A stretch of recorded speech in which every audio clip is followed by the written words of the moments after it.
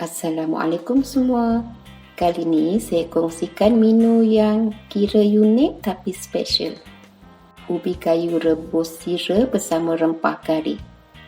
Mungkin ada yang pernah makan, ada juga yang baru tahu. Selain direbus makan bersama sambal tumis, ubi kayu juga boleh dibuat kuih lepat, bingka dan sebagainya. Ubi kayu rebus disira kari yang tersalut elok memang sedap.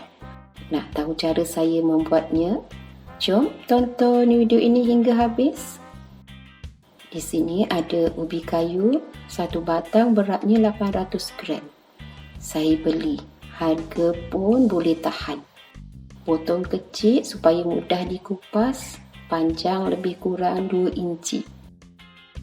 Kupas kulit. Nak kupas mudah je.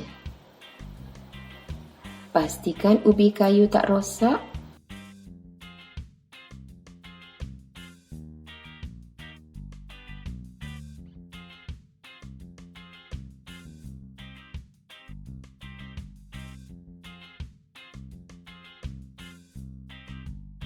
Siap semua kupas, sekarang belah supaya dapat saiz yang lebih kecil. Sebenarnya terpulang pada cita rasa. Nak saiz yang lebih kecil pun boleh.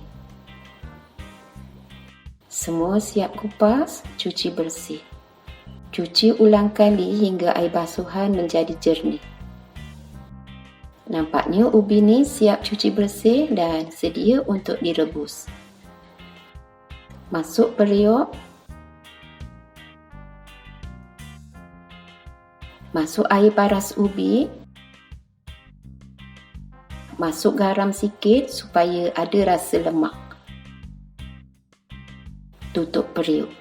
Biasanya ubi yang cantik akan ambil masa lebih kurang 15 hingga 20 minit masak atau empuk. Kita tengok. Tadi saya dah tengok belum empuk. Sekarang lebih 30 minit. Cek guna garpu. Nampaknya dah empuk. Ubi kayu ni ambil masa lebih 30 minit. Yang tahu tentang ubi tentu faham keadaan ubi ni tak berapa cantik. Tapi boleh makan. Keluarkan air, ketepikan dulu. Sementara tu kita sediakan bahan tumis. Di sini ada ikan bilis dalam 1 genggam penuh. Rendam dulu dengan air panas, kemudian cuci bersih. Bawang merah ada 10 biji. Bawang merah lebih sedap berbanding bawang besar. 4 ulas bawang putih. Semua bawang hiris dulu sebelum ditumbuk. Bawang dan ikan bilis banyak akan jadi lebih sedap. Ni dia bawang yang siap dihiris. Tujuan hiris dulu supaya mudah ditumbuk bersama ikan bilis. Masuk semua bahan dalam lesung batu untuk tumbuk kasar. Sebenarnya kalau kisar pun boleh. Tapi saya lebih suka tumbuk kasar macam ni. Akan terasa bahan salutan dan rasanya lebih sedap berbanding kisar. Bawang dan ikan bilis siap tumbuk kasar. Sekarang masa untuk menumis. Panaskan kuali, masukkan minyak. Masuk minyak lebih kurang setengah cawan. Untuk menumis bahan, minyak kena cukup supaya bahan tumisan masak sempurna. Minyak panas, masuk bahan tumbuk. Tumis hingga garing.